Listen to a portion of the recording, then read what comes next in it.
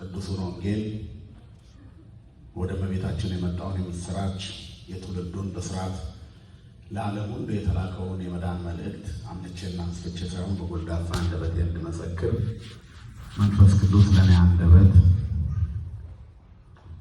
ለሁላችንም ደግሞ ሰሚ ጆሮና አስተዋይ ልቦና ይሁነን። እስመ አይመሩ ከመ እግዚእነ ውእቱ፣ እርሱ ጌታችን እንደሆነ አውቀዋልና። ወአልቦ ዘተሃበለ እምአርዳኢሁ ከመ ይስአሎ መኑ አንተ፣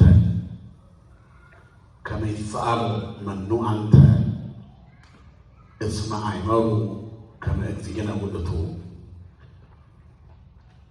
ከደቀ መዛሙርቱ ማነህ ያለው የለም፣ ኢየሱስ እንደሆነ አውቀዋልና።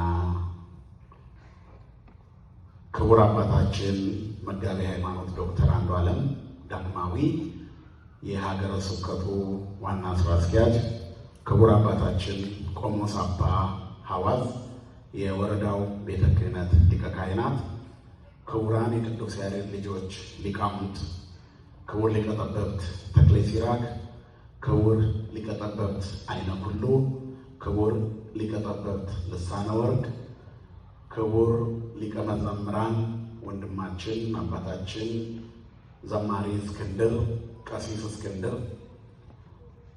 መርሃ ግብሩን የመሩት ሞክሼው እንደገና ቀሲስ እስክንድር፣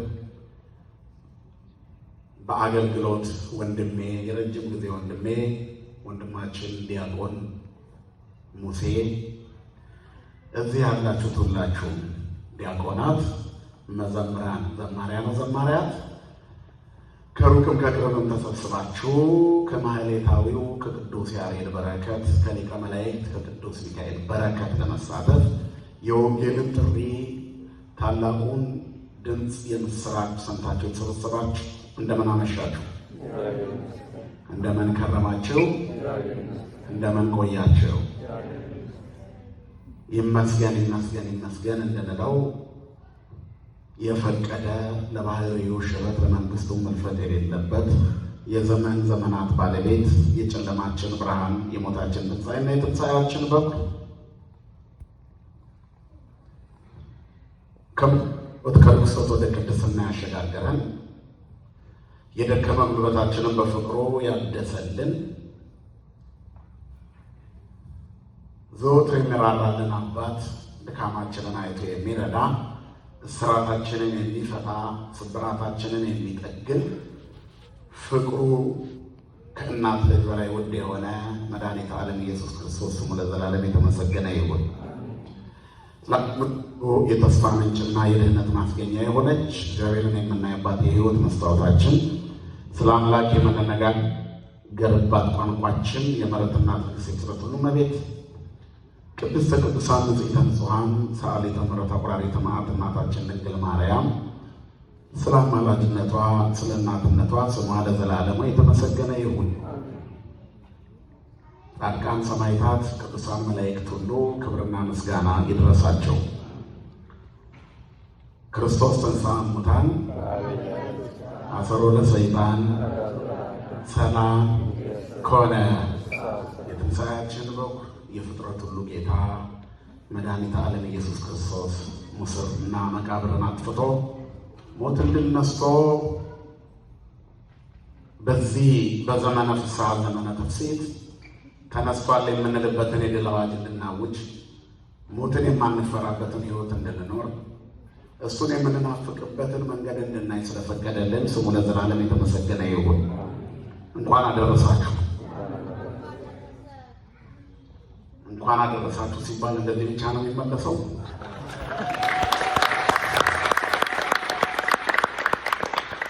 ደግሞ እንኳን አደረሳችሁ።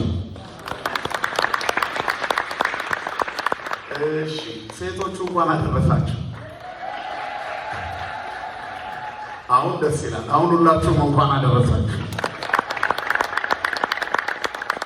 እስኪ በደንብ ልንበሉ፣ እስኪ ልስማችሁ።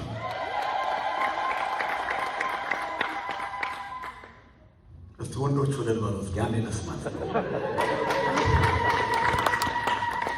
ያው በእናታችን እኛም ሴቶች ነን አይደል?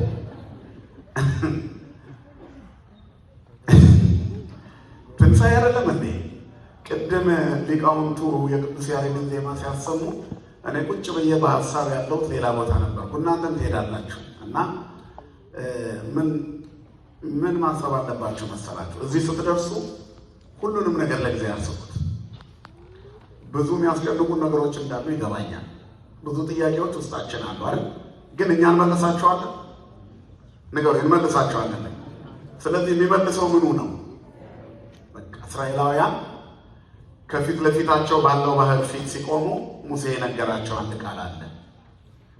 ለእናንተ ማን ይዋጋላችኋል አላቸው አይደለ? በቃ እናንተ ዝም ትላላችሁ። ከዛ ያ ህዝብ በኤርትራ ባህር መካከል ውሃ እንደ ግድግዳ ቆሞለት በእልልታ ነው የተሻገረው። ስለዚህ እልልታ ምን ያደርጋል ማለት ነው? ያሻግራል። መጽሐፍም ብፁዕ ህዝብ ዘየአምር የብሖ ይላል። እልልታ የሚያውቅ ህዝብ ምስጉን ነው። እኛ ከአዲስ ኪዳን ህዝቦች ነን፣ የክርስቶስ ልጆች ነን። በዛ ላይ ያለነው በዘመነ ትፍስሕት ነው። ምድር ፋሲካዋን ታደርግ በተባለበት ዘመን ላይ አይደል ያለነው? በዚህ ጊዜ እልል ያላለ ጉሮሮ ለመቼ ነው የሚለው እና መቼም እንደሌላ ጊዜ ወቀሳ ሌላ ቦታ ቢሆን ኖሮ አላችሁ። ሁላችንም እንደዛው ስለሆነ ማለት ነው። የሚገባ ቦታ ላይ ዝም እንልና ማይገባ ቦታ ላይ ድምጻችን ይሰማልና ኪሳራ የበዛበት ምድራዊ ህልውናችን ኪሳራ የበዛበት ሆኗል። ስለዚህ ለትርፋማነት የምስጋና ሰዎች መሆን አለብን። እልልታ የሚያውቅ ህዝብ ምስጉን ነው ይላል። እግዚኦ በብርሃነ ገጽከ ያዕውሩ፣ አቤቱ በፊትህ ብርሃን ይሄዳሉ። ምን የሚሉ ሰዎች? ጮክ በሉ መልሱልኝ። ምን የሚሉ ሰዎች? የሚያመሰግኑ ሰዎች። ምን የሚሉ ሰዎች? አውጡት ድምጻችሁን፣ አይዟችሁ። ምን የሚሉ ሰዎች? በቃ አውጡት። እዚህ ጋር ድምጻችሁ ለበጎ ነገር አውጡት፣ አይዟችሁ። የሚያመሰግኑ ሰዎች በፊትህ ብርሃን ይሄዳሉ። በእግዚአብሔር የፊት ብርሃን፣ በማይጠልቀው ብርሃን ማለት ነው። ጨለማ በማያሸንፈው የፊቱ ብርሃን፣ በረከት ብቻ በሞላው የፊቱ ብርሃን ይሄዳሉ። ወበስምከ ይትፌስሑ ኩሎ አሜረ፣ ዘወትር በስምህ ደስ ይላቸዋል። መጽሐፍ አፍህን በሳቅ እሞላለሁ ይላል። ሳያመሰግኑ መደሰት አይቻልም። ለመደሰት ምስጋና ያስፈልጋል። በነገራችን ላይ ምስጋና ፍጹም በሆነ በእግዚአብሔር ላይ ያለ መተማመንን ነው የሚገልጸው። ሐዘን ውስጥም ሆነ ይመሰገናል አይደለም? ሰው ሞቶብን አስከሬን አጠገብ ቆመን እኮ ስመ እግዚአብሔር ጠርተን እያመሰገንን ያችን ነፍስ የምንሸኛል እንደምትጸድቅ እርግጠኞች ስለሆነ ነው። ከእኛ በመለየቷ ያቺ ነፍስ፣ ያ ሰው ከእኛ በአካል በስጋ በመለየቱ ብናዝንም ያቺ ነፍስ ግን ወደ ቤቷ ስለምትገባ ግቢ እያልን እንሸኛታለን። ውስተ ዕረፍትኪ፣ ለካ መኖር ስቃይ ነው፣ መከራ ነው፣ መሞት ነው ለካ ዕረፍት። አረፈ የሚለው መጽሐፍ ለዚህ ነው። አይረፈ ምስለ አበዊሁ አይረፈት ምስለ አበዊሃ የሚለው ቃል ቀላል አይመስላችሁ። ከዚህ ዓለም የሚባለው እግዚአብሔር በሰላም ያሳረፈን ሁላችንን ስለማይቀር። ስለዚህ ከድካም አረፈች ማለት ወደማይቋረጠው ወደ ደስታው ዓለም ሄደች ማለት ነው። ስለዚህ በእግዚአብሔር የፊቱ ብርሃን ዘወትር በስሙ የምንደሰትበት እስመ ምከ ኃይሎሙ አንተ ወበጽድቅከ ይትለያሉ፣ በጽድቅህ በእውነትህ በቅድስና ከፍ ከፍ ይላሉ። ከዚያ አንተ የኃይላቸው ትምክሕት ነህ፣ አንተን የሚያመሰግኑ ብፁዓን ናቸው ይላል። ማን ይመስገን? እስቲ አመስግኑት እግዚአብሔር ነው። እንግዲህ ነገር ከነገ ወዲያም በሚኖረው ጉባኤ ላይ ሊቃውንቱ ዜማ ካሰሙን ልክ እንደ ሀገር ቤት ውለዱ፣ እንዳታፈሩ። ስታመሰግኑ ደግሞ ጎን ለጎን አትተያዩ። የምትተያዩ ከሆነ አሁንም ትከስራላችሁ። የፕሮቶኮል ምስጋና አያስፈልግም። ምንም አትጠብቁ። ራሳችሁን ጣሉት። በጊዜው ከፍ እንዲያደርጋችሁ ከኃይለኛው ከእግዚአብሔር እጅ በታች ራሳችሁን አዋርዱ። እርሱ ስለ እናንተ ያስባል። ከምንም በላይ ያለው የአባታችን ቤት ውስጥ ነው። በአባታችን ቤት ውስጥ ነፃ ያልሆነ ሌላ ቦታ ምንም ብንል ኪሳራ፣ ባዶ ጩኸት ነው የሚሆነው። በአባታችን ቤት ውስጥ ራሳችንን ከሰጠን ሌላ ቦታ ሞገስ ያለን እንሆናለን። ከዚህ ስንወጣ ከእኛ ጋር እግዚአብሔር ይሆናል። የትም ብንቆም አብሮን ይቆማል። ባህር ይከፈልልናል። በአናብስት ጉድጓድ ውስጥ እንዘምራለን። የአሳውን ውስጥ እንተነፍሳለን። ማን ስላለ ከእኛ ጋር? እዚህ ራሳችንን የጣልንለት እግዚአብሔር ብቻችንን አይተወንም። አብሮን ይወጣል ማለት ነው። እሱ ከኛ ጋር ሲወጣ ሁሉ ሙሉ ይሆናል። ኦሪት ዘጸአት ምዕራፍ 33 ላይ ምንድን ነው ያለው? ሙሴ ከዚህ ተነሱ ከዚህ ውጡ አላቸው። ከዚያ በኋላ በየቦታው እየበደሉ እየረበሹ እግዚአብሔርን እያስቆጡት እንደሆነ ያወቀ ሙሴ እኛ እንወጣለን ግን አንተ ከኛ ጋር ትወጣለህ ብሎ እግዚአብሔርን ጠየቀው። እወጣለሁ አለ እግዚአብሔር። ጌታ ሆይ አንተ ከኛ ጋር ወጣ፣ አንተ ከኛ ጋር ካልወጣ ከዚህ አንወጣ። ከዚህ መቅደስ ስትወጡ ይሄን ብላችሁ ትውጡ። እግዚአብሔርን ጌታ ሆይ ወደ ቤት ከዚህ ስወጣ ከኔ ጋር ወጣ፣ አንተ ከኔ ጋር ካልወጣ ከዚህ አልወጣ ብሉት። ምክንያቱም ብቻችንን እንችላለን ንገሩኝ፣ በቃ ከኔ ጋር ወጣ ብሉት። ስለዚህ መሰጠት አለ ማለት ነው። ይሄ ሁሉ ጉባኤ የተዘጋጀው የተሰናዳው ሁሉ ነገር የሆነው እኛ እግዚአብሔር ከኛ ጋር እንዲወጣ ነው። ስንወጣ ስንገባ እግዚአብሔር ከኛ ጋር ሲሄድ ነው። በመንገድ በመሄጃ በሁሉ እግዚአብሔር ይጠብቅህ አይደል የሚለው መጽሐፍ ራስ ይጠብቅሃል ወይንም ይጠብቅህ እግዚአብሔር ይጠብቅህ። በንግደትከ ወበእቶትከ እምይእዜው እስከ ለዓለም ለዘላለም እግዚአብሔር መግቢያና መውጫችንን የሚያጠና እግዚአብሔር አይተወንም። የማይተወን እግዚአብሔር በመግባትም በመውጣትም ማን ከኛ ጋር አይሆን? አንድ ጊዜ አመስግኑት። አሁን እሺ፣ የትንሣኤያችን በፍጥረት ሁሉ ጌታ መድኃኔ ዓለም ኢየሱስ ክርስቶስ በበረከት ይጠብቀን፣ በቅድስና ይጎብኘን። የቅዱስ ያሬድን በረከት ለሁላችንም ያደለን። እንግዲህ ክብረ በዓል ላይ ቅዱስ ያሬድን እንዘክረዋለን። ከዛሬ ጀምሮ ሊቃውንቱ ቅዱስ ያሬድ በነገራችን ላይ የማይዘከርበት ጊዜ የለም። ምክንያቱም ከዓመት እስከ ዓመት ባለው ቀለም ቅዱሳን በሙሉ የሚዘከሩት በቅዱስ ያሬድ ዜማ ስለሆነ በሁሉም ከ1 እስከ 30 ባለ የቤተክርስቲያኒቱ በዓል ውስጥ ቅዱስ ያሬድ አለ። ቅዱስ ያሬድ ተሳትፎ የሌለበት የለም። ስሙን ሳንጠራው ነው እንጂ ስራውን ሳንጠቀምበት ውለን አናውቅም። ለአንዲት ሰከንድ ቤተክርስቲያን ቅዱስ ያሬድን ሳትጠቀምበት ውላ አታውቅም። ቅዳሴው ቢቀደስ የእርሱ ነው። ማህሌቱ ቢቆም፣ ሰዓታቱ ቢቆም፣ ዜማው በሙሉ የማን ነው? ንገሩኝ እንጂ የቅዱስ ያሬድ ነው። ስለዚህ ከያሬድ የወጣ ማንነት በሌላት ቤተክርስቲያን ውስጥ ይበልጥ ደግሞ የዚህ ሁሉ ሀብት ባለቤት የሆነው ቅዱስ ያሬድ ሲባል የእነዚህ የምናከብራቸው የምንወዳቸው ቅዱሳን ሁሉ አሳምሮ የሰጠን አባት ስለሆነ ይበልጥ ልናከብረው ያስፈልጋል። በረከቱ በሁላችን ላይ ይደርብን። እስመ አእመሩ ከመ እግዚእነ ውእቱ፣ እርሱ ጌታ እንደሆነ አውቀው ነበርና የሚል ትልቅ ቃል እናያለን። ይህ የሆነው ከትንሣኤ በኋላ ጌታ በምልአት ለሶስተኛ ጊዜ ከተገለጠ በኋላ ነው። ደቀ መዛሙርቱ ከትንሣኤ በፊት ባለው ውሎ ውስጥ ከትንሣኤ በኋላ መዋል አቃታቸው። ስለዚህ ከደቀ መዛሙርቱ መካከል በየጊዜው እየሾለከ መውጣት ከትንሣኤ በኋላ መታየት ጀመረ። ድሉ ቢያስደስታቸው ከዛ በፊት የነበረው ውሎ ቅርጹን ይዞ ስላልተጓዘ ከፋቸው። እግዚአብሔር ግን ለአዲስ አገልግሎት እያጫቸው ስለነበረ ከዕርገት በፊት ባለው የትንሣኤ ዘመን ላይ 7ቱን ኪዳናት በልባቸው ውስጥ እስከሚቀርጽባቸው ድረስ እየተገለጠ የሚሰጣቸውንና በውስጣቸው የሚያስቀምጠውን የመጀመሪያውን ቤተክርስቲያን በአእምሯቸው በልቦናቸው እየሳለ በደሙ የዋጃት ቤተክርስቲያን በእያንዳንዱ ምዕመናን ልቦና ውስጥ እንድትቀረጽ በሚያደርገው ጉዞ ውስጥ ደቀ መዛሙርቱ የበፊቱን ስላላዩ ግር ተሰኝተዋል። ስለዚህ እነዚህ በትንሣኤው ድባብ በተለይ በትንሣኤው ሰሞን ከትንሣኤው በኋላ ባሉት ውሎች የምናከብራቸው በዓላት ላይ የሚጠቀሱት ወንጌሎች የደቀ መዛሙርቱን በጣም መቸኮልና መፍጠን፣ አንዳንድ ጊዜ ወደ ኋላ መመለስ ያሳየናል። ትንሣኤው ጠላትን የማስደንገጡን ያህል ደቀ መዛሙርቱን ቢያስደስታቸውም ቅሉ አረማመዳቸውና አካሄዳቸው ክርስቶን ያዘ አልሆነ። እግዚአብሔር ካልመራን ሙሉዋን እንደማንሆን በእነዚህ ደቀ መዛሙርት ሕይወት ውስጥ እናያለን። ክርስቲያን ምን ጎበዝ ምን ብርቱ ቢሆን ብርታቱና ኃይሉ እግዚአብሔር መሆኑን የሚገልጥበት መንፈሳዊ ትሕትና ከሌለው ኪሳራ ውስጥ ይወድቃል። እግዚአብሔር ከዚህ ሁላችንን የሚሰውረን። ስለዚህ ጌታ በየመካከሉ እየተገለጠ መንገዳቸውን ያስተካክልላቸው ነበር እና ወደ 7 ጊዜ በተገለጠበት የትንሣኤዋ ሳምንት ውስጥ በዘይት በተገለጠበት ሳምንት ውስጥ ለደቀ መዛሙርቱ በምልአት ሲገለጥ አንድ ላይ በተሰበሰቡ በጉባኤ ለሶስተኛ ጊዜ በውሃው ባህር ዳርቻ እንደገና ተገለጠላቸው ይላል። የመገለጡ ምክንያት የሚደንቅ ነው። ከዚያ በፊት በዝግ ቤት ውስጥ ሰላም ለእናንተ ይሁን ብሎ ተገልጧል። ለየብቻ ደግሞ በተናጠል ደግሞ ወደ 4 ጊዜ በላይ ተገልጧል። ለምሳሌ ይህንን ስንጠቅስ መጀመሪያ ያየችው ማናት? መግደላዊት ማርያም ናት። መግደላዊት ማርያም ለመጀመሪያ ጊዜ ክርስቶስን አየችው። ማርቆስ ደግሞ በወንጌሉ ሲጽፍልን ቅዱሳት አንስት መልአኩ ድንጋዩን አንከባለው ተቀምጦበት ከነገራቸው በኋላ እየሮጡ ሄዱ።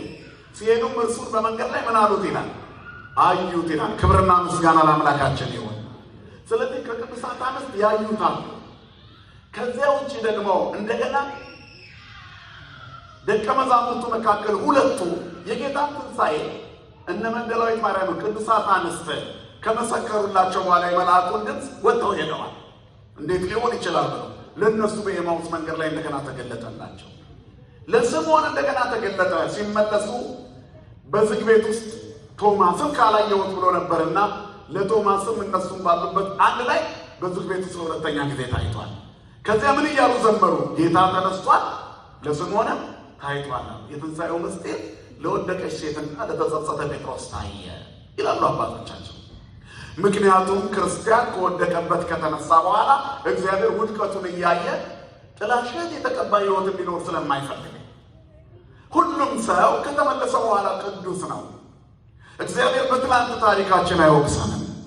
ዛሬ ባለ በሚኖረን ማንነት ላይ እንደገና በረከትና ጽድቅን ያጎናጽፋል። ክብርና ምስጋና ለስሙ ይሁን።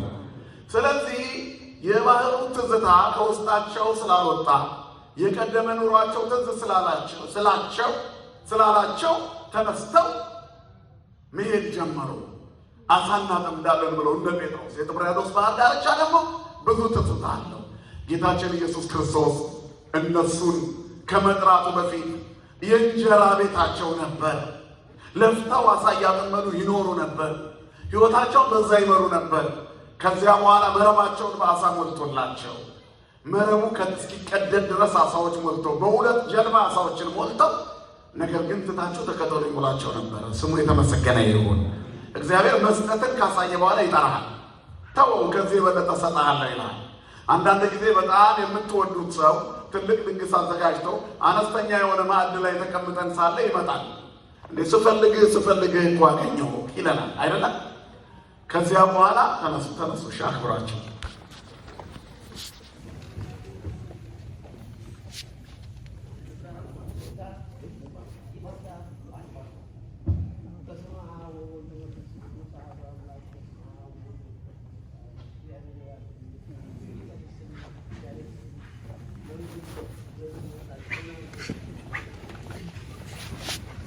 እሺ ክቡር አባታችን ሊቀ ሊቃውንት አባ ወልደ ማርቆስን ዕድሜ ይስጥልን፣ ጤና ይስጥልን።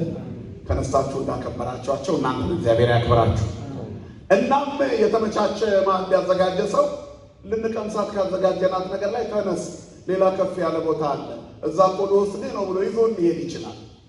ጌታ ለደቀ መዛሙርቱ ያደረገው ይሄ ነው። ኢትፍራ እምይእዜሰ ታሴክር ሰብአ፣ አትፍራ ከዚህ በኋላ ሰውን ታጠምዳለህ አለው ለጴጥሮስ። ይሄ የሆነው የሉቃስ ወንጌል ምዕራፍ 5 ላይ ነው። መረባቸውን በአሳ ከሞላ በኋላ ልባቸውን በደስታ ፍጹም አንጸባራቂ በሆነ ፊታቸውን ካፈካ በኋላ ና ተከተለኝ ብሎ ይዟቸው ወጥቷል። ከዛ የወጡት ሰዎች 3 ዓመት ከ3 ወር ምስጢር ሳይጎድልባቸው አምላካቸውን እየተከተሉ ኖረው ትንሣኤውን ከተሰበከላቸው በኋላ መነሳቱን ካዩ በኋላ እንደገና ወደ ኋላ ተመለሱ። በዚህ ጊዜ ነው እንግዲህ ጌታችን መድኃኒታችን ኢየሱስ ክርስቶስ በጥብርያዶስ ባህር ዳርቻ እንደገና ታያቸው። ወከመዝ አስተርአዮሙ፣ እንደዚህም ታያቸው። በዚያን ጊዜ ስምዖን እኔ አሳ ላጠምድ እሄዳለሁ አለ። ለምዶ ነበረ፣ በዚህ ይኖር ነበር። ወደ ኋላ ሊመለስ ሆነ። ክርስትና ወደፊት ነው፣ ወደ ኋላ ማየት የለም። ምን ቢቸግረን፣ ምን ቢከፋን፣ ምን ብንጎዳ፣ ምን ታችንን የሚያጨፈግግ ነገር ቢገጥመን እንኳን ከእግዚአብሔር እቅፍ አንወጣም። ክርስቲያን በማግኘቱ በማጣቱ ነው እግዚአብሔር። የቁሳቁስ ጉዳይ፣ የማጣት ጉዳይ፣ የጤና መታወቅ ጉዳይ፣ የጓዳ ጉድለት ጉዳይ የሰማዩን አምላክ እንዳያሳጣን አምላካችን ይጠብቃል። ስለዚህ ወደ ኋላ ፈገፈገ ማለት ነው። እንደገና አሳ አጠምዳለሁ አለ። ሰይጣን እየሸመቀ ያለውን የሚያውቅ መድኃኔዓለም አስቀድሞ በባህሩ ዳርቻ ቀድሞ ጠበቃቸው። ሙሉ ሌሊት ሲለፉ ዓይኑን ከነሱ ላይ ሳይነቅል ያያቸው ነበር። ምን ብንጎድል፣ ምን ብንከፋ፣ ምን ብናጠፋ መጨረሻችንን ሊያበጅ እግዚአብሔር በትዕግስት ይጠብቀናል። ስሙ ለዘላለም የተመሰገነ ይሁን። ከዚያ በኋላ ጠራቸው። ደቂቅያን ልጆቼ ያላቸው ይላል ይነጋጋ ሲል ቦኑ ብክሙ ዘንበል የሚበላ ትንሽ ነገር አላችሁን ብሎ ጠየቃቸው። እዚህ ላይ የምናያቸው አንዳንድ ነጥቦች የተወሰኑ ነጥቦችን እናያለን። አሁን ይሄ የሆነው ሁለተኛው ዙር አሳ ማጥመድ ላይ ነው። ከትንሣኤው በፊት በነበረው አሳ ማጥመድ ውስጥ እግዚአብሔር ኃይሉን አሳይቷል። የባህሉ ነገር አንድ የመጉደል አንድ የመሙላት ቢሆንም እግዚአብሔር ሲገኝ ግን ሙሉ ነው። ስለዚህ ከእግዚአብሔር ጋር ስንሆን ምንም ባይኖረን የሁሉ ባለቤት እንሆናለን ማለት ነው። ባይኖረንም ማን ይመስገን? እግዚአብሔር ይመስገን። ክርስትና በጉድለት ውስጥ የእግዚአብሔር መሆን ነው። ሲሞላልን ደግሞ የበለጠ በሐሴት እንሞላለን። ባይኖረንም ግን ማን ይመስገን? ይሄ የክርስትና ትልቁ ጉዳይ። ክርስቲያን ሲያጣ የሚያጉረመርምና ሲኖረው የሚያመሰግን አይደለም። ለእግዚአብሔር ስለ እግዚአብሔር ያለን ግንዛቤና ለሱ ለፍቅሩ ያለን ልኬት ማግኘትና ማጣታችን አይደለም። ሰው መሆናችን በቂ ነው። የተፈጠርንለት ዓላማ ነው። የምናመሰግነው ስላለን አይደለም፣ በሕይወት ስላለን እንጂ። መኖራችን በራሱ ተአምር ነው። እኛ በእግዚአብሔር አምሳል የተፈጠርን እግዚአብሔርን የሚመስል ቁመና ያለው ሰው መለያው ምስጋና ነው። እግዚአብሔር የምስጋና ሰዎች እንድንሆን ሁላችንንም ይርዳል። ስለዚህ አንዳንድ ነጥቦች እናያለን። መጀመሪያ የጌታ ጥያቄ ነው። 3 ዓመት ከ3 ወር ያስተማራቸውን ደቀ መዛሙርቱን ሌሊቱን ሙሉ ደክመው ምንም እንዳልያዙ ሲያውቅ የሚበላ አላችሁን አላቸው። ምንም የለንም አሉ። አልቦ መልሳቸው ይሄ ነው። ወይ ቤሎም አልቦ እንደዚህም አሉ። ምንም የለንም። ሰራይነ ኩላ ሌሊተ ወአልቦ አሐዝነ ሌሊቱን ሙሉ ለፋን፣ አንድም አልያዝንም፣ ምንም አልያዝንም። ለምን? መርከቧ ላይ ወይም ጀልባዋ ላይ ማን ስለሌለ? እግዚአብሔር የሌለበት እንጀራ ከመብላት መድኃኒዓለም ይጠብቀን። ስለዚህ ያለ ጥሪና ያለ ጸጋ መሮጥ ውጤት አልባ ሩጫ ይሆናል ማለት ነው። ብንሮጥ ብንለፋ ብናከማች እግዚአብሔር ከሌለበት ባዶ። ሀብት ቢኖረን ንብረት ቢኖረን ገንዘብ ቢኖረን ስልጣን ቢኖረን እግዚአብሔር ከሌለበት ባዶ ነው። እነዚህ ነገሮች ሞትን ሊያቆሙት አይችሉም። ስለዚህ ከምንም በፊት ማን መኖር አለበት? ከኛ ጋር። በቃ ምንም ሳይኖርን እንኳን ማን ሊኖር ያስፈልጋል? ከኛ ጋር።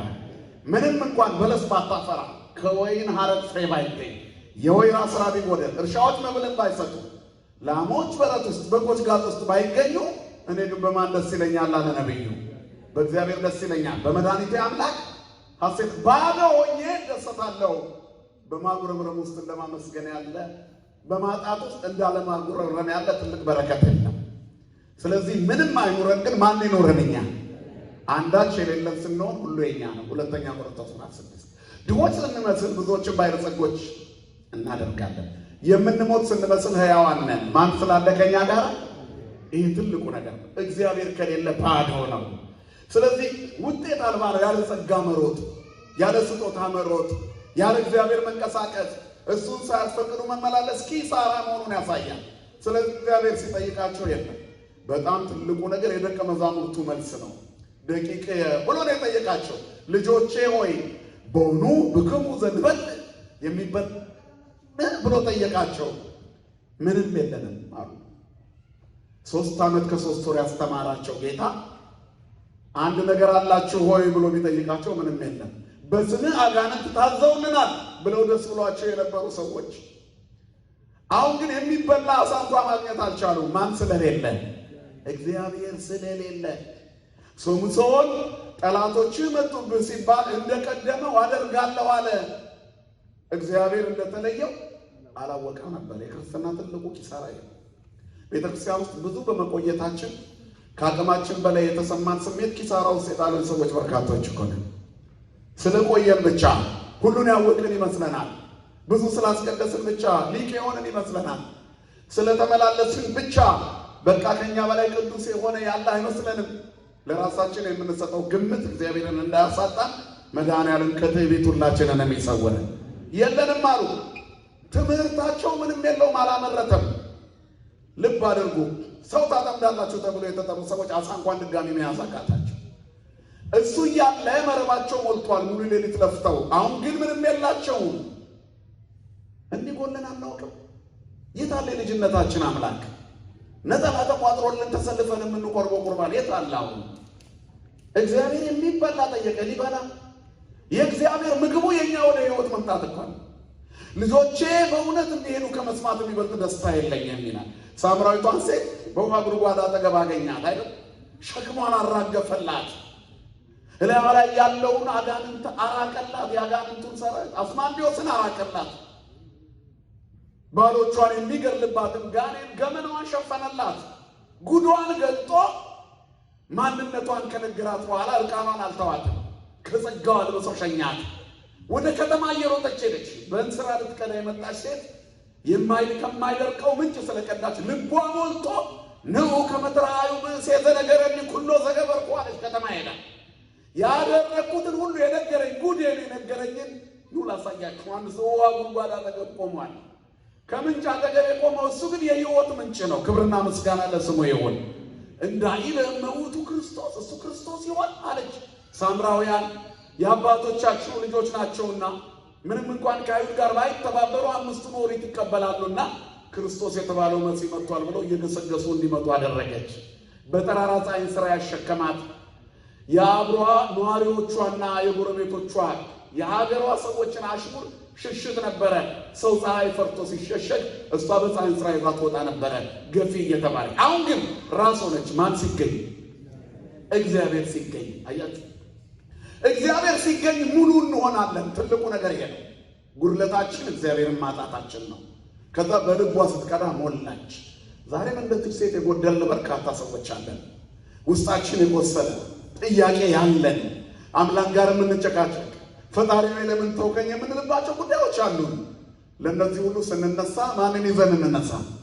ያለኔ ምንም ማድረግ አትችሉም ያለውን እግዚአብሔርን ይዘን እንነሳ። እግዚአብሔርን ከተሆኑ ባዶ ሆነን ደቀ መዛሙርቱ ተምረዋል። የጎደለባቸው የለም። ትንሣኤው ተነግሯቸዋል። ግን አሳ እንኳን መያዝ አልቻሉም። ሰው ታጠምዳላችሁ ተብሎ የተጠሩ ሰዎች አሳ አጡ። ለትልቅ ነገር ተጠርተን ባዶ ሆነን ሶምሶን የተባለ ኃያል ሰው ጨለማ በሆነው በእስራኤላውያን ሕይወት የነጻነትን ብርሃን እየፈነጠቀ የሚኖር ፍልስጤማውያንን በክንዱ የሚያደቅ ብርቱና ጠንካራ የነበረው ሰው 20 ዓመት በእስራኤል ሆነ የፈረደ መስፍን በዝሙት ስለወደቀ ከአሕዛብ ወገን ስለሄደ የማይገባው መንደር ላይ ስለታየ ወደቀ። የማይገባ ቦታ ላይ ስንቆም እግዚአብሔር ከኛ ላይ ይወጣል። የለበስነው ጸጋ ውልቅ ይላል። የነበረን ክብር ይጎላል። አለን የምንለው ነገር ሁሉ ባዶ ይሆናል። አስቧቸው። ቤተ ክርስቲያን ውስጥ ሆነው በአገልግሎታቸው የምናከብራቸው ሰዎች ከዚህች ሃይማኖት ሲወጡ ውልቅ ብለው ባዶአቸው የሆኑ ሰዎች አሉ። እዚህ ያሉ በጣም ስብከታቸው የምንወዳቸው በዝማሬያቸው ውበት የምንወዳቸው ያ መዝሙር የለም አሁን፣ ያ አገልግሎታቸው የለም አሁን። ለምን ይመስላችኋል? ከዚህ ሲወጡ ባዶአቸው ነው የሚወጡ። ጸጋው ያለው እዚህ ነው። በረከቱ ያለው እዚህ ነው። እግዚአብሔር ያለው እዚህ ነው። ማን ይመስገን ወገኖቼ? ክብርና ምስጋና ለአምላካችን ይሁን። እዚህ ቤት ሙሉ ነው። ስለወጡ ነው ባዶ የሆኑት። ምንም እኮ ምዕራፍና ቁጥር አያስፈልግም። በጣም የተከተልናቸው ያደነቅናቸው ያጨበጨብንላቸው ሰዎች ድምፃቸው ሁሉ ቀጠነ ከዚህ ሲወጡ። ለምንድን ነው ባዶ የሆኑት? ያ ሁሉ ሞገስ ማን ነበር ማለት ነው? የተዋሕዶ አምላክ እግዚአብሔር ነበር። ክብርና ምስጋና ለስሙ ይሁን። በአብነቱ በጣም ሊቀን የሚሉ ሰዎች አሉ። ከዚህ ከወጡ በኋላ እንደ ሊቀጥበት ነበር የሚሉ የነበሩም ናቸው እኮ። አሁን አንድ መስመር ዜማ ቃኙ ብትሏቸው አይችሉም። ያጉሮሮ የለም። ለምን? ቅዱስ ያሬድ ያለው እዚህ ነው። ጸጋው፣ መንፈሱ፣ በረከቱ፣ ረድኤቱ ያለው እዚህ ስለሆነ ስንወጣ ምንም የለም። ስለዚህ የሚበላ አለ ይላል እግዚአብሔር። ሰጥቶ ይጠይቀናል። ከዛ የለንም እንደማለት ያለ ሰጥቶን ያስቀመጥንበት ከሚጠፋ መድኃኔዓለም ይጠብቀን። ስለዚህ የለንም አሉ። ከዛ በኋላ ጌታ እንደገና እድል ሰጠን። ድጋሜ እድል የተሰጠን ሰዎች ነን። ትናንትና ቆርበን ነበር። ፍልሰታ እናስቀድስ ነበር። ከቤተ መቅደሱ አንለይም ነበር። ብዙዎቻችን በሰንበት ትምህርት ቤት በኩል የመጣንን ካህንም የነበርናለን። ከዛ ወጣን። ዓለሙ ሳበን፣ ተው ነው፣ ልብሱን አወለቅ ነው፣ መክሊታችንን ቀበር ነው፣ ባዶነታችን በዛ። እንደገና ደግሞ እድል ሊሰጠን አሁን መተናል። ተመልሰን ድጋሜ ከመጥፋት መድኃኔዓለም ይጠብቀን። ሁለተኛው እድል የጌታ ቃል ነው። አውረዱ መሳግሪክሙ ሀበ ይምና ሐመር፣ በጀልባችሁ ወይንም በመርከቧ በስተቀኝ በኩል መረባችሁን ጣሉ አለ። በቀኝ በኩል ጣሉ፣ ከዚያ ታተርፋላችሁ። ትምህርታችን ምርት ካላመረተ በግራ በኩል ነው። ሽምግልናችን የተጣላ ካላስታረቀ የቆምነው ግራ ላይ ነው። ወጣትነታችን ጥሩ ነገር ይዞ ካልመጣ ግራ ላይ ነው የቆምነው። ሰንበት ተማሪነታችን ሌሎችን የሚስብ ካልሆነ ግራ ላይ ነው የቆምነው። አገልግሎታችን ትዕቢት ካለበት፣ ምቀኝነት ካለበት፣ ቅናት ካለበት፣ ዘረኝነት ካለበት፣ ተንኮል ካለበት፣ ምቀኝነት ካለበት በግራ በኩል ነው ያለነው። 40 ዓመት ብንማር የተማርነው ከንቱ ነው። ስለዚህ መረባችሁን በቀኝ ጣሉት። ቀናዎቹ መረባችሁን በቀኝ በኩል ጣሉት። ጥሩ ሐሳብ፣ ቅንነት የሞላባችሁ ሰዎች ሁኑ። የመፍትሄ ሰዎች ሁኑ። መረባችሁን በቀኝ በኩል ጣሉት። አውሬ እንዳይበላው፣ ዘንዶ እንዳይበላው ዓሣውን ሰብስቡና አውጡት። የማይቀደደው የፍቅር መረብ ወንጌል ነው። አሁን እኮ በዚህ የሰጣቸው ዓሣ መረቡን አልቀደደው። የበፊቱ ተቀዷል እኮ ሉቃስ ወንጌል ምዕራፍ 5 ላይ የምታገኙት የነ ጴጥሮስ መረብ የራሳቸው ስለነበረ ተቀደደ። ከትንሣኤ በኋላ ያለው መረብ ግን 153 ትልልቅ ዓሣዎች ይዞ አልተቀደደም። ለምን ይመስላችኋል? የማይቀደደው የፍቅር መረብ ወንጌል ነው። ወንጌል ያመርታል። ወንጌል አይወድቅም፣ ያነሳል። ወንጌል አይጥልም፣ ያነሳል። ወንጌል አይቀደድም። የተሰበረውን ልብ ይጠግናል። ተስፋ ለቆረጥነው ተስፋ፣ ባዶ ለሆነው ሙሉ ያደርገናል። ወንጌል ያጽናናል። ወንጌል ያበረታል። ወንጌል በሁለት እግር ያቆማል። ወንጌል ቻይ ይችላል። እርሱ ይላል በወንጌል ምንድን ነው የሚለው? የተቀጠቀጠውን ሸንበቆ አይሰብርም፣ የሚጤሰውን ጧፍ አያጠፋም ይላል። አያችሁ፣ የሚጤስ ጧፍ አይን ያጠፋል ጭሱ፣ እሱ ግን አያጠፋውም። እንደገና ይለቁሰዋል። እንደ ጴጥሮስ የተቀጠቀጠ ሸንበቆ ሆኖ ነበር። የእግዚአብሔር ልጅ ባለበት አፉ ሰውየውን አላውቀውም ብሎ ነበር አይደል? ጌታውን ታግሶ እንደገና ሄዶና ለጴጥሮስ ነገሩ አለ። ለጴጥሮስ ደቀ መዛሙርት በጣም ደስ አላቸው። ጴጥሮስ አዝኖ ስለነበር የትንሣኤው ምስጢር ሲመሰክሩ ጌታ ተነስቷል፣ ለስምዖንም ታይቷል እያሉ ዘመሩ ይላል እኮ የሉቃስ ወንጌል የመጨረሻው ቃል ይሄ ነው። ጌታ ተነስቷል፣ ለስምዖንም ታይቷል። ለዛ ለካደው ስምዖን፣ አላውቀውም ላለ ስምዖን እሳት እየሞቀ ሰውየውን እያለ የእግዚአብሔር ልጅ አንተ የሕያው እግዚአብሔር ልጅ ነህ አንተ ኮክ ተብሎ አለት ነው የተባለው ጴጥሮስ ኧረ እኔ ሰውየውን አላውቀውም ብሏል። በዚህ ልክ የካደው ጴጥሮስ በጣም ተጸጽቶ ስለነበር የተቀጠቀጠ ሸንበቆ ሆኗል። ራሱን እንደ ሰባራ ቆጥሯል። እንደሚጤሰው ጧፍ አድርጓል። ብርሃን ከመስጠት ይልቅ በጭስ ዓይን የሚያጠፋ ሰው ሆኛለሁ ብሎ አዝኖ ነበር። የሚጤሰውን ጧፍ አላጠፋውም ጌታ። የተሰነጠቀውን ሸንበቆ አልሰበረው። ስንት ተሰብሯል በእኔና በእናንተ። ስንቱን ገፍተን ጥለነዋል። ምንም አላመረተም እኮ መረባችን ባዶ ነው። በእኛ ምክንያት ከመቅደስ አፈንግጦ የወጣ የለም። በዘረኝነታችን የገፋነው ሰው የለም። ቡድን አቋቁመን ካጠገባችን ያራቅነው የለም ወይ? የእግዚአብሔር ሰላምታ ሰላም የማንለው ሰው የለም መሃላችን። እኛ የሰበርነው ነው። መድኃኔዓለም ሰባሪ ከመሆን ይጠብቀን ሁላችንን። ስለዚህ በቀኝ ጣሉት የሚለው ቃል ቀናዎቹ ነው፣ ይቅር ባዮቹ ነው። እናንተ በብዙ በደል ውስጥ ነው ያላችሁት። እግዚአብሔር ችሏችኋል። ከቻላችሁ እናንተም ቻሉ። ለምን አትችሉም? በኦሪት የሚነገር አንድ ታሪክ አለ። አንድ አብርሃማዊ ሩትን የተማረ ሰው ተወቅፎ ተነግድን ገንዘብ አደርጋለሁ ብሎ ኦሪት የተማረ ሰው እንግዳ ቤቱ ተቀበለ።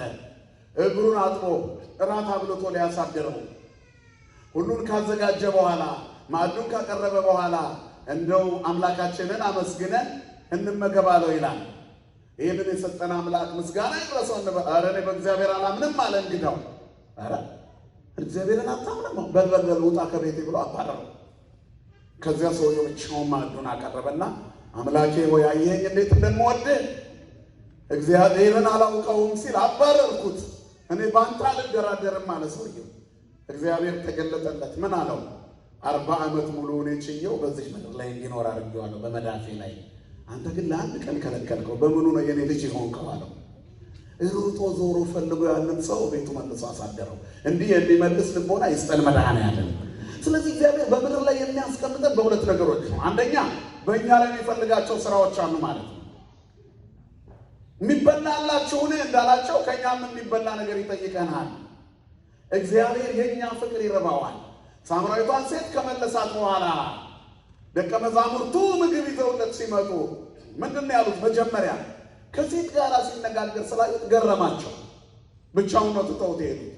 ከዚያ ምግብ ሲያቀርቡለት ደግሞ ምን አለ? በቃኝ አለ፣ ጠገብኩ አለ። የእኛ ጌታ ስሙ የተመሰገነ ይሁን። ለከይሱ ደስታ የኛ ወደ ህይወት መመለስ ነው። አሁንም የሚበላ ጥያቄው የት አለ የትንሣኤውን ክብር ተናግራችሁ የማረካችሁ ሰው ታጠምዳላችሁ ብያለሁ። የሰበሰባችሁት ነፍሳት የት አለ? በእናንተ ተሰናክሎ የሚወጣ እንጂ በእናንተ የሚገባ የለም ወይ? ከአንቺ የሚፈልገው ይሄን ነው። እግዚአብሔር እያስቀደስሽ ነው። ቤተ መቅደስ ውስጥ ቆመሻል። ለመጀመሪያ ጊዜ የመጣች እንግዳን ምንድን ነው የምታደርጊያት?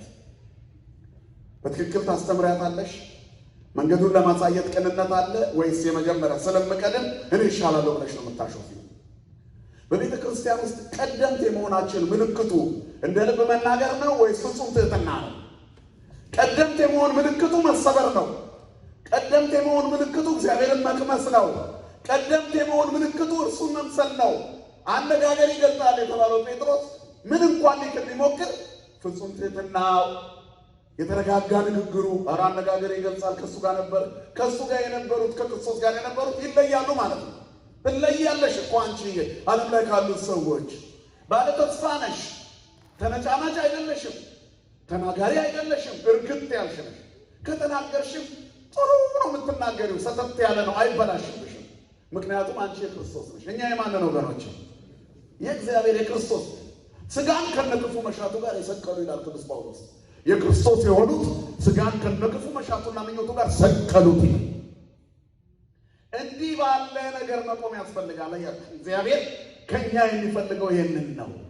የለንም ከማለት ይልቅ አለን ለማለት ያብቃን። መድኃኔዓለም ብናጣ እንኳን እንደገና በቀኝ ጣሉት አለ። ቀናነት ምርታማ ያደርጋል። ለዚህ ነው መረባችሁን በስተቀኝ ጣሉት አላቸው። በቀኝ በኩል ስታስተምሩ ቅንነት የሞላው አስተማሪዎች ሁኑ። ስትመክሩ ቅንነት የሞላው መካሪዎች ሁኑ። ልዝብ አንደበት ይኑራችሁ። ሸክም አታብዙ ሌላው ላይ። የዓይናችሁን ጉድፍ ሳታወጡ የሌላውን አትመልከቱ። ሐሜተኞች አትሁኑ፣ ቅናተኞች አትሁኑ። መረባችሁን በስተቀኝ ጣሉት። ተላላፊ በሽታ አትሁኑ። የምትታዩ ሰንደቅ ዓላማዎቹ ነው። ለሌላው የሚታይ ክርስቲያን ማለት በተራራ ላይ የተሰራ ቤት ነው። በተራራ ላይ የተሰራች ቤት ልትሸፈን ወይም ልትሰወር አይቻላትም። አንዳንድ ጊዜ እዚህ ታይተን ያልተገባ ቦታ ላይ ስንታይ ሰው በእኛ ሲነሳ ሲሰናከል ጭራሽ እንበሳጫለን። ሰው ለምን እኔን ትቶ የራሱን ኑሮ አይኖርም? ኑሮ እኮ አንቺ ነሽ። ለእግዚአብሔር ቅርብ የሆንሽ ሰንበት ከቤተ መቅደስ ማጠፊ ከበሮ የምትመቺ የምትዘምር የምታሸበሽብ ሰበካ ጉባኤ ሆነ የምታገለግል ሰንበት ተማሪ የሆንክ አንዳንዴም ካህንም የሆንክ መታየት ያለበት ክህነቱ ጋር ሰው በደረሰበት ሲመላለስ ደስ ይላል። እግዚአብሔር ባለበሰን ልብስ ሊያየን ይፈልጋል። ስሙ የተመሰገነ ይሁን። ሌላ እንድንደርብ አይፈልግም። በለበሰን ልብስ ግን እናሸንፋለን። ዳዊትና ጎልያድ ሲዋጉ ሳኦል ያደረገው ምንድን ነው? የንግስና ልብስ አለበሰው። ትንሽ ልጅ ስለሆነ ነው ሞገስ የሆነው ብሎ ፍርሃት የሞላበትን የሳኦል ካባ ለበሰና አይሆነኝም ብሎ አወለቀው። እሱ ለብሷል። እግዚአብሔርን የለበሰ ሌላ ያስፈልገዋል? የለበሰ ሌላ መልበስ አያስፈልገውም። ቅዱስ ጴጥሮስ ጌታችን ኢየሱስ ክርስቶስ የደቀ መዛሙርቱን እግር ሲያጥብ ወደ ጌታ ዘንድ ልክ እሱ ጋር ሲቀር ጴጥሮስ ምን አለ? ጌታ ሆይ አንተ በፍጹም አታጥበኝም ማለት ነው። ተው እንጂ ይህንን ልናደርግ ይገባናል። እድል ፈንታ አይኖርህም እኔ ካላጠብኩ አለው። እንደዚህማ ከሆነ እጄንና ፊቴን ሁሉ ጠበኝ እንጂ እግሬን ብቻ አይደለም አለ። እድል ፈንታ እንዲኖረኝ ጠበኝ። ጌታ ምን ብሎ መለሰለት? የታጠበ እግሩን ብቻ ነው የሚታጠበው አለ። ለዚህ ያብቃን መድኃኔዓለም። የታጠበ ከእግሩ ሌላ ያስፈልገው ማለት የኢየሩሳሌም መንገዶችን ሲዞር የነካ አቧራቸው ብቻ ነው የሚያራግፍላቸው። መጠነኛ ጥቂት ቁንጽል የሆነች ትንሽ ፍርሃታቸውን ነው የሚያጥላቸው። ከዚያ ውጭ ንጹሐን ናቸው። መከራውን ቢያዩም እንኳ በትንሣኤው ይደሰታሉ። ሙት ሲያስነሳ ዙር ሲያበራ አይተውታል። ስለዚህ እነሱም እንደዚያው ያደርጋሉ። እሱ በእጆቹ የዳሰሰና በቃሉ ፈውሷል። እነሱ ደግሞ የእሱ ናቸውና በጥላቸው ይፈውሳል። የቅዱሳን አባቶቻችን በረከት ከኛ ጋር ይሁን። ስለዚህ በዚህ ትልቅ ጸጋና በረከት ለመኖር ሰልፍ መጠበቅ ያስፈልጋል። አያችሁ፣ ያ ሰልፍ ደግሞ የሚገኘው ክርስቶስን በመምሰል ነው። ክርስቶስ ቀና አምላክ ነው፣ ንጹሕ አምላክ ነው፣ ትሑት አምላክ ነው፣ ሩሩህ አምላክ ነው፣ ደግ ነው። ከኛ በላይ ለእኛ የሚያስብልን ነው። ክብርና ምስጋና ለስሙ ይሁን።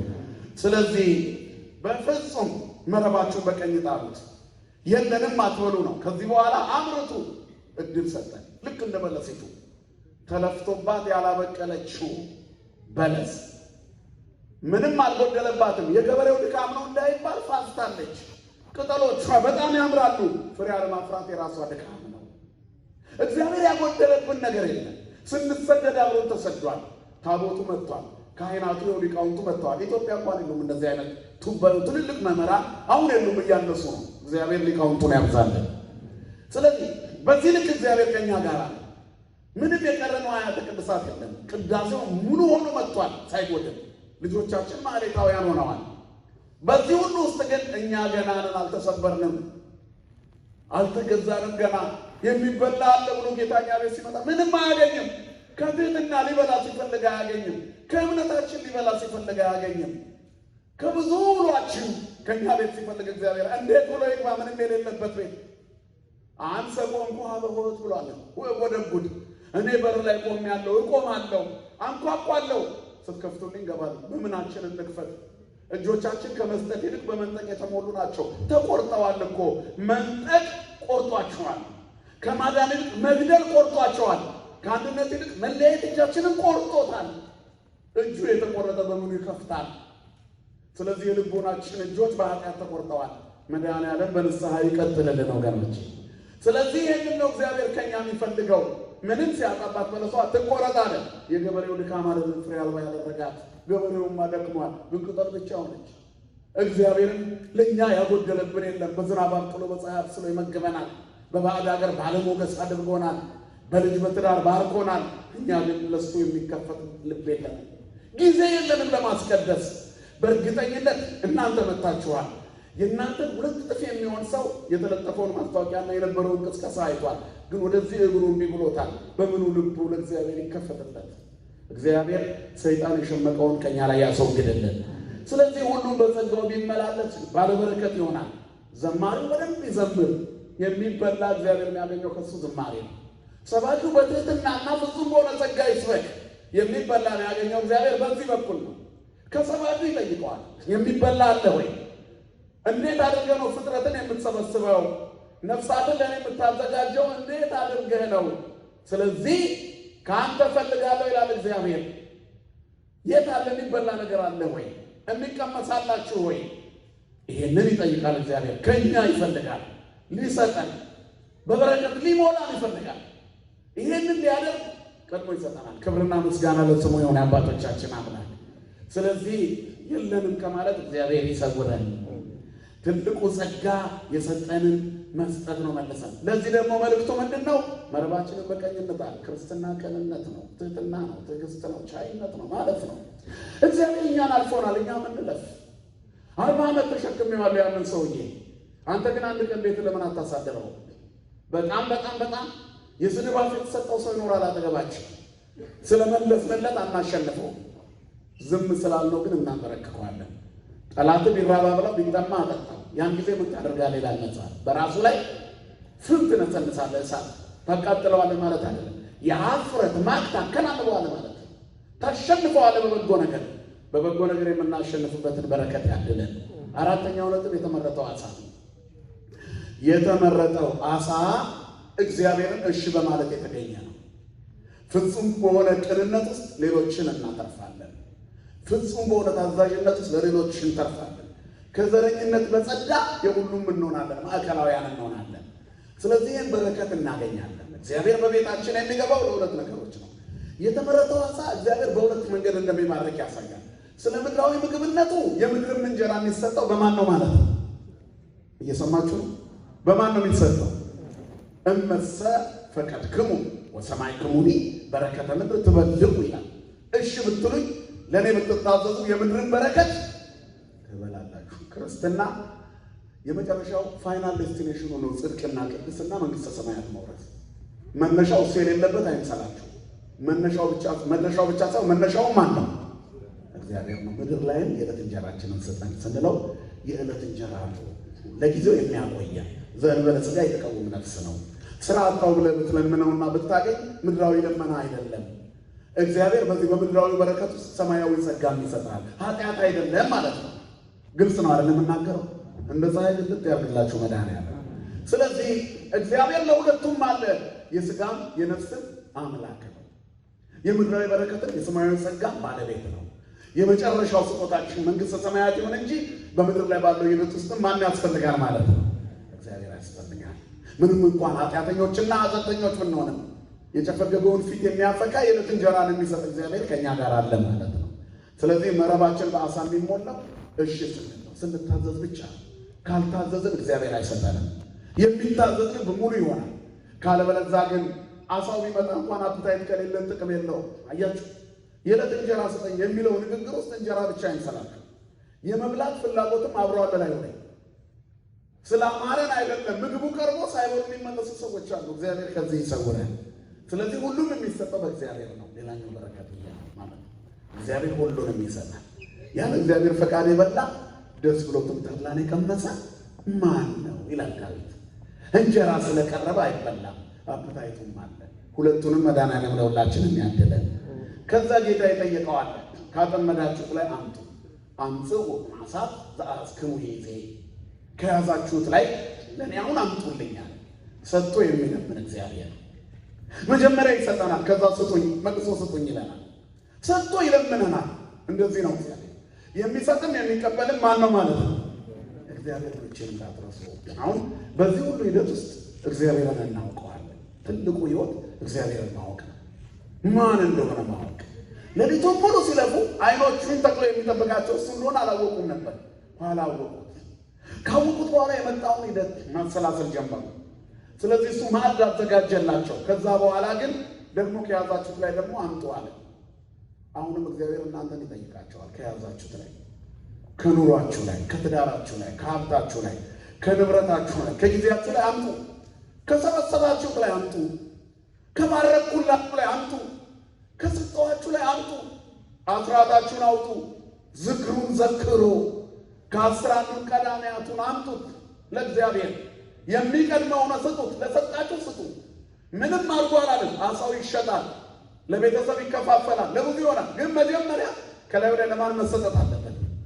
አልሞላ ያለን የእግዚአብሔርን እየበላን እኮ ነው። ሰርቃችሁ እኛ ቀላል አይመስላችሁ? ይሄ ቋንቋ እኛ አብረን ስለምንኖር ለመድ ነው። ወይንም ደግሞ ብሩ እንደው ቄሶቹ ናቸው የሚሆኑት ብለን አሰበ። ማንም ይብላው፣ ግን የምናስገባው ለማን ቤት ነው? ይህን ነው የሚፈልገው። አምጽኡ ዓሣት ዘአሐዝክሙ ይእዜ አለ። አሁን ደግሞ አለ በቀኝ ጣሉት አልኳችሁ፣ ሞላውላችሁ አለ። ከሰጧችሁ ላይ አምጡ። ማን ነው አስራት የሚያወጣው ከእኔና ከእናንተ መሃል? ማን ነው እግዚአብሔር ሰጥቶኛል ብሎ በትክክል የሚሰጥ? እግዚኦ ተብሎ ተለምኖ የፈረሰ መቅደስ ለመስራት ብዙ ተለምነን ነው የምንሰጠው። ለእግዚአብሔር እንኳን የሚሰጠው ከብዙ ቅስቀሳ በኋላ ተቆርቁረን ስጦታም ተብሎ አይታየም። መሰጧቸው ከሰጣችሁት ላይ አምጡ አላቸው። አብስሎ እኮ እየጠበቃቸው ነው። ስሙ የተመሰገነ ይሁን። እግዚአብሔር ሲለምንሽ አዘጋጅቶልሽ ነው። ስለዚህ ለእግዚአብሔር እምቢ ከማለት ይጠብቀን። ጤና ሰጥቶን፣ ልጅ ሰጥቶን፣ ትዳር ሰጥቶን፣ በባህል ሀገር አክብሮን ሁሉን ሞልተን ለሱ የሚሆን ጊዜ አተናደቁ። እሑድ የማይመቻቸው አሉ። አሁን ክብረ በዓል ላይ ታቦቱ ይወጣል። ያገራችሁ ታቦት ሲባል በፍጹም ነቅለው መምጣት አለባችሁ። ግን አይሰጡም። ካጠመዳችሁት ላይ አምጡ፣ ከሰጠኋችሁ ላይ አምጡ። በባዕድ ሀገር ሞገስ ሆኛላችኋለሁ አምጡ እንጂ ከሰጠኋችሁ ላይ ሞገስ ከሆንኳችሁ ላይ ባለ ሞገስ ነብላሉን ብላችሁ ኑና ዘምሩልኝ። ግርማ ከሆንኩላችሁ፣ በረከት ከሆንኩላችሁ በረከቴ አንተ ነህ ብላችሁ ኑና ዘምሩልኝ። ካጠመዳችሁት ላይ አምጡ። ከሰጠን ላይ ስንነፍገው እግዚአብሔር ይቀማናል። ላለው ይጨመርለታል። ባለ አንድ ባለ አምስት ካለ ባለ ስንት ነው? ሌላኛው ንገሩኝ እንጂ ባለ ሁለቱ መጣ 4፣ ባለ አምስቱ መጣ 10፣ ባለ አንዱ መጥቶ ቀብሬዋለሁ አለ። ባለ ስንት ነሽ? ባለ ስንት ነህ? እኔ ባለ ስንት ነኝ? ቀብሬ ይሆናል። መድኃኒዓለም ከመቅበር ይሰውራል። ከዛ ቀምቶ ስጡት ላለው አለ። እግዚአብሔር ዕድሜ ይቀማል። ሀብት ሰጥቶ የቀማቸው ሰዎች አሉ። እንዲኖሩ አምጥቷቸው በጣም ሲያጠፉ እንደ በለሲቱ ንቀላት፣ ምንም አይገኝብሽ አለ። የሆሳዕና ማግስት የተረገመችው ናት። ምን ብሎ ነው? ለዘላለሙ ፍሬ አይገኝብሽ አለ። ቢያያት አትሰጥም፣ ቢያያት ረገማት። በአንጻረ በለስ ረገማ ለኃጢአት። አያችሁ፣ በኃጢአት የተከማቸና የተዛነፈ ሰውነታችን በዛው ልክ እንዳይቀር እግዚአብሔር ይጠብቃል። ስለዚህ ዕድሜ፣ ሰላም፣ ጤና፣ በረከት፣ ሀብት፣ ልጅ እነዚህ ሁሉ የማን ስጦታ ናቸው? የእግዚአብሔር ስጦታ ናቸው። ከዚህ የበለጠ ደግሞ መንግስቱንና ጽድቁን ያወርሰናል። ክብርና ምስጋና ለስሙ ይሁን። ስለዚህ የሁሉ እንዲሰጠን አስራታችን ነው። ከሰጠን ላይ እንስጥ። ምድር ላይ የምንቆያት ጊዜ ትንሽ ትሁን እንጂ ወደ ሰማይ የምንሄድበትን መሰላል እንድንዘረጋ ካጠመዳችሁት ላይ አምጡ። በገንዘብም ቢሆን ከተሰጣችሁ ላይ፣ በትዳራችሁ ላይ፣ በኑሯችሁ ላይ፣ በሕይወታችሁ፣ በጊዜያችሁ ላይ ለእግዚአብሔር ስጡት ነው እንድንሰጠው እግዚአብሔር ይርዳን። ይሄ ሁሉ ነገር ከሆነ በኋላ ደቀ መዛሙርቱ ክርስቶስን ስላወቁት ዘማሉ። በበረከት ሲሞሉ፣ መረባቸው ሲሞላ፣ ልጆቼ የሚለውን ጥሪ ሲሰሙ እሱ ማን እንደሆነ አወቁት። እኛ አውቀነዋል። ዛሬ ክርስቶስን ያወቀች ነፍስ ክርስቶስን ትመስላለች። ክርስቶስ እውነት ነው። በእውነት የሚመላለስ አለ በዚህ ጊዜ ውስጥ? ክርስቶስ ሕይወት ነው። ክርስቶስ መንገድ ነው። ክርስቶስ ሰላም ነው። ማነው በራሱ ላይ ሰላምን ያነገሰ? ሕይወትን ሊኖር የሚፈቅድ ሰው ቢኖር ሰላምን ይሻት ይከተላት ይላል። ማን ነው በሕይወት ለመኖር የሕይወት ባለቤት? ክርስቶስን የሚከተል ማን ነው? እነሱ ግን አውቀውት ነበረ። ማን ብሎ ሊጠይቀው የደፈረ የለም። ከላይ የጠቀስናቸውን ሁሉ እርሱ መሆኑን አውቀውታል። ስለዚህ ካወቁት በኋላ ከነሱ የሚጠበቀው እያገለገሉ መኖር ነው። የጴጥሮስ አማት ቤት ገባ፣ እጁን ዳሰሰና ፈወሳት። ከዚያ በኋላ ማን ብላ አልጠየቀችው። ብድግ ብላ ምን አደረገች? አገለገለች ነው የሚለው የሉቃስ ወንጌል ምዕራፍ 4 ቁጥር 38 ሉቃስ ላይ። ለምን? ማን እንደሆነ አውቃለች። እጁ ሲነካ ታወቀችው። ቤታችን ሲባረክ እንወቀው እንጂ፣ በሰላም ውለን ስንገባ እንወቀው እንጂ፣ እዚህ በመገኘታችን እንወቀው እንጂ። ይህን የፈቀደልን ማን ነው? ብዙ እኮ የሚፈልጉ ሰዎች አሉ እኮ፣ ግን ዛሬ ላንቺ ነው የተፈቀደልሽ። እዚህ ወንበር ላይ የተቀመጡ ቅዱሳን አሉ። አጥሮኖሱ ስር ቁጭ አሉ። ብዙ የወንጌል ስር ተማሪ ባለ ታሪኮች አሉ። እዚህ ጋር የቆሙ ብዙ አሉ፣ በጣም ደጋግ ቅዱሳን። እኔ ኃጢአተኛው ዛሬ ቆሜያለሁ። እቺ ቀን እግዚአብሔር ለኔ የሰጣት ናት። ሳይገባኝ በእናንተ ፊት አቆሞኛል። ዋጋ እንስጠው እንጂ ለዚህ ቀን እኔ ሰባኪው። እኛ እዚህ የተቀመጥነው የምናገለግለው ዋጋ ስጡት። ሰንበት ተማሪዎቹ የለበሳችሁት ልብስ በዛም ብዙ ቅዱሳን ለብሰውታል። በጣም ብዙ ደጋጎቹ ለብሰውታል። የመንግስተ ሰማያት ዘማሪያን ሆነዋል ለብሰውት። ዛሬ እናንተ ናችሁ ተረኞቹ። ይህንን ነገር እወቁት። ይህን የሰጠን ማን ነው? ንገሩኝ፣ ማን ነው የሰጠን? እርሱ ክርስቶስ ነው። አውቀነዋል ማለት ነው። ወደ ቤታችን ስንገባ ዛሬ ያስተማረን ክርስቶስ ነው። በሊቃውንቱ ጉሮሮ የሰማይን ዜማ ቅዱስ ያሬድ ያመጣውን እንድንሰማ የፈቀደልን ማን ነው ወገኖች? ጥያቄ ማያስፈልገው ሕይወት ኦርቶዶክሳዊነት ነው። ትልቁ ኦርቶዶክሳዊ መንፈሳዊ ቁመና ደግሞ እግዚአብሔርን በትክክለኛ ማንነቱ ማወቅ። እረፍት ይሰጣል። የልብ እረፍት። አረፈ ልባቸው። ለልክ ሙሉ ውርጭ ሲመታቸው የነበሩ ሰዎች እሱ ልክ ሲያገኙ ዝም ብለው አሳቸውን መብላት ጀመሩ። እግዚአብሔር ሳይገኝ በፊት ያለው ሕይወት ውርጭ የሞላበት ሕይወት ካገኘ ነው በኋላ ምንድን ነው ወደ ሌላው ነገር ውስጥ መንጎዳበት? የዘረኝነት ውርጭ፣ የመለያየት ውርጭ፣ የማጣት ውርጭ፣ የሁከት ውርጭ፣ የፍርሃት የሞት ፍርሃት፣ የጤና ማጣት ውርጭ፣ የፍትህ ማጣት ውርጭ። ማን ከሌለ ነው ይሁን ያለው? ክርስቶስ ከሌለ። ክርስቶስ ካለ ባለማይተክ ከሆነ በኋላ ሁሉ ሙሉ ነው። ስለዚህ የነፍሳችን ቤዛ እግዚአብሔር በቤታችን ከሁላችን ጋር ይሁን። ማን እንደሆነ አውቀውታል። ስለዚህ በደንብ ከተረዱት በኋላ ጥያቄ አላስፈለጋቸውም። ኒቆዲሞስን ተምረነው የለም ሄደ። ጌታ ማን እንደሆነ ለማወቅ ሄደ። ረቢና ከመማ በእግዚአብሔር መጻእከ ከመ ትከውን መምህረ፣ አንተ ከእግዚአብሔር ዘንድ መምህር ሆነ እንደመጣ እናውቃለን አለ። ማስረጃውን አይቶ ጌታ ሲታማ ሸንጎ ውስጥ ቁጭ ብሎ መረቡን በቀኝ የጣለ አጥማጅ ነበር። ይገርማቸዋል። ቀና በሆነ ልብ ነበር የሚሰማው። ኧረ ይሄ ሰው እያስቸገረን ይላል እነሱ። ምን ሙታን አስነሳ፣ ለምጻም አነሳ። ኧረ ይሄ ሰው እያስቸገረን የ38 ዓመቱን ድውይ ፈወሰው እኮ አልጋ አሸከመው። ኒቆዲሞስ ዝም ብሎ ታዲያ እኮ ጥሩ ነው ይላል በልቡ። ይሄ እኮ ጥሩ ነው በቀኝ ያያች ቀኝ ላይ መቆም። ኧረ ይሄ ሰው አልቻልነውም፣ ግንባር የነበረውን ሰው አይኑን አበራ ብለው ያወራሉ አይሁን። ኧረ አልቻልነውም፣ ከባድ ነው፣ ይህን ሰው እንግደለው። ምን አደረገ ይላል ኒቆዲሞስ። ከተወለደ ጀምሮ ዕውር የነበረውን ሰውዬ እኮ ጭቃ ቀብቶ አበራለት። ኒቆዲሞስ በልቡ ታዲያ እኮ ይሄ በጎ ነው ይላል። ከዛ ቀጥታ ወደ ጌታ መጣ። መምህር ሆነ ከእግዚአብሔር እንደመጣ እናውቃለን። አንተ የምታደርጋችሁን እነዚህን ተአምራት እግዚአብሔር ከእሱ ጋር ከሆነ በቀር የሚሰራ የለም አለ። ከዛ ጌታ ኒቆዲሞስን አስተማረው። ወደኋላ ተመልሼ አልተረክላችሁ። ከዚያ እሱ የእግዚአብሔር ልጅ እንደሆነ አመነ። ብዙ ቦታ ላይ የአይሁድን ሸንጎ በተነ፣ ሕግ መከበር አለበት ብሎ። መጨረሻ ላይ ምቀኝነታቸው አሸንፎ ተሰቀለ።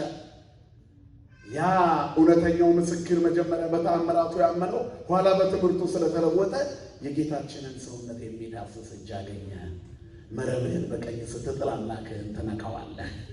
እነሆ እኛ አየነው፣ ዳሰስነው፣ ከእሱ ጋር በላን ጠጣን አለ። እኔና እናንተን እኮ ነው ሕርያቆስ የሐዋርያትን የአባቶቹን እጁ አድርጎ ዓይናቸውን ዓይኑ አድርጎ አብሯቸው የቆረሰውን አድርጎ አብሮ በላሁት አለ። ይህንን እኛም ቅዳሴ ላይ አሜን ብለን እግዚአብሔር እንለምነዋለን። እግዚአብሔር ከኛ ጋር ነው። ክብርና ምስጋና ለስሙ ይሁን።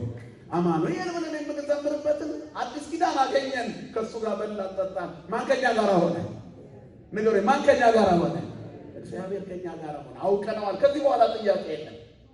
ለኦርቶዶክሳዊነታችን የምንጠይቀው ጥያቄ የለም። ምክንያቱም የሰማይ ዜማ እያዜመን የምንኖርባት ቤት ውስጥ ነው ያለነው። ለመዳናችን ጥያቄ የለንም። እንኩ ይህንን ብሉት ሞቱንና ትንሣኤውን ትናገራላችሁ የሚባል የሕይወት እንጀራ ተሰጥቶናል። ንዜኑ ሞተከ ወትንሣኤከ ቅድስት እያልን እንዘምራለን። ከዚህ በኋላ ስለ ሕይወት ለመናገር እኛ ሌላ ድርድር ውስጥ አንገባም። ክርስቶስ ተንሥአ እሙታን የሚባለውን አዋጅ በጋራ እያወጅን ነው። በሞት ላይ ቆመናል። ከዚህ በኋላ እኛ ባለ ሙሉ ልብ ነን። ማንን አውቀነዋልና? ጌታችንን አውቀነዋል። እርሱ ክርስቶስ እንደሆነ አውቀዋልና ማን አላሉትም። መረባቸውን በዓሣ የሞላላቸው ታላላቅ ዓሣዎች የሰጠን አብስሎ ምግብ የሚመግብ ልጆቼ ብሎ የሚጣራ ትተውት በቀደመ ግብራቸው ቢወድቁ እንኳን ወዴት ነው የምትሄዱት ልጆቼ? የትዕግስት አባት፣ የፍቅር አባት፣ የሰላም ንጉሥ፣ ሰላማዊ አባት፣ ድል አድራጊውን ጌታ አውቀውታል። የችንካሩ ምልክት አለ። ስለዚህ የእጆቹን ችንካር እያዩ ማነ ብለው እንዴት ይጠይቁታል? ምክንያቱም ችንካር ፎርጅድ አይሰራም። ይችን ቃላት እንዳትረሱ። ሰይጣን አንድ የበቃ ባህታዊ እየጸለየ መጥቶ እኔ ክርስቶስ ነኝ አለ። ባህታዊው ዞር ብሎ አየውና ሲያየው እጁ መዳፉ ባዶ ነው። የታለ ቁስል አለ። ብን ብሎ ጠፋ። ቁስል የውሸት አይሰራም። ስለ ወዳጆቹ የቁስሉ ምልክት ማንነቱ ማሳያ ነው። ክብርና ምስጋና ለስሙ ይሁን። እኛን የወደደበት ምልክቱ አርማው የችንካሩ ነው። የተመሳችሁ መስቀልና ሕማም ፎርጅድ አይሰራም። እየሰማችሁ ነው አይደል? እኔ የብርሃን መልአክ ሁሉ ሊመጣ ይችላል። እንደነ ቅዱስ ሚካኤል መስቀል ይዞ መምጣት አይችልም። አፎሚያ ያባረረችው ዲያብሎስን በምንድን ነው? እኔ ቅዱስ ሚካኤል ነኝ ሲላት ምንድን ነው ያለች? የታል መስቀል አይደል ያለች? ሰይጣን መስቀል መንካት ይችላል? ንገሩኝ። ያቃጥለዋል። ስለዚህ በመስቀሉ ላይ ያዋለውን የችንካሩን ምልክት መስራት ይችላል? አይችልም። ያቃጥለዋል። ይህንን ምልክት አይተዋልና ክርስቶስን አውቀውታል። ችንካሩን ይዛ ቁስሉን እየቆሰለች ሕማሙን እየታመመች ሞቱን እየሞተች ትንሣኤውን የምትነሳ ቤተክርስቲያን ልጆች ነን። ክብርና ምስጋና ለአምላካችን ይሁን።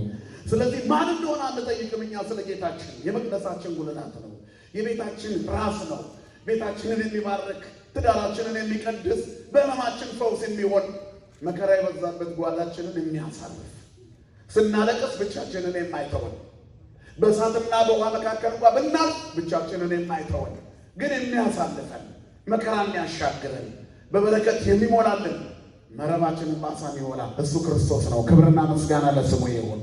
ይህንን የተረዳ ኒቆዲሞስ የጌታውን ሰውነት ለመዳሰስ በቃ። ስለዚህ በዚህ በዓለ ሃምሳ ስንቀደስ 50ውንም ቀን ሙሉ ኒቆዲሞስ ክርስቶስን ነካው እያልን እናዜማለን። ሃሌሉያ ዮሴፍ ወኒቆዲሞስ ገነዝቦ ለኢየሱስ። ሁለቱም ለቤተ መንግስቱ ቅርብ የነበሩ ናቸው። ግን ከቤተ መንግስቱ በላይ ልባቸው ቤተ መቅደስ ነበረ። ማን ይመስገን ወገኖች። እግዚአብሔርን ማወቅ የትም ቦታ ላይ ብትቆሚ እንኳን በፍቅሩ ልትሳቢ ያደርግሻል። ከዚህ እውቀት አትጡ፣ ከዚህ ህይወት አትጡ። እግዚአብሔር መረባችንን ይምላለን፣ ህይወታችንን ያደላልልን፣ በቅድስና የተሞላን ያድርገን። የቅዱስ ያሬድን በረከት ያሳትፈን። የሰማይ ዜማ በሚዜምባት ቤተ መቅደስ ውስጥ እስከ መጨረሻ ጸንተን በሰማይ ሄደን ይህንኑ ቅዳሴ ለማስቀደስ ይህንኑ ማህሌት ለመቆም ያብቃል። አባቶቻችን ከዛ ያመጡልንን ርስትና በረከት መልሰን እንድንሰጥ ያደርገን። በመጨረሻ ይጠይቀናል። ካጠመዳችሁት ላይ አምጡ ይለናል። በሰማይ ኢትዮጵያ በኦርቶዶክሳዊ ተዋሕዶ ቤተክርስቲያን ውስጥ ካስቀደሳችሁት ቅዳሴ አምጡ። ኢትዮጵያውያን ኦርቶዶክሳውያን ቅዱስ ያሬድ ሰምቶ ካሰማችሁ ዜማ ላይ አምጡ ይለናል። አንችልም ከማለት መድኃኔዓለም ይጠብቀን። ስለዚህ ሰማይ ለመዘመር ከዚህ ቤት አትጡ። ያኔ ባለብዙ በረከት እንሆናለን። አምላካችን እግዚአብሔር በሰላም በሕይወት በፍቅር በስምምነት ይጠብቀን። የሰማነውን በልቦናችን ያሳድርብን። ክርስቶስ ተንሥአ እሙታን አሰሮ ለሰይጣን ሰላም ኮነ። ስብሐት ለእግዚአብሔር።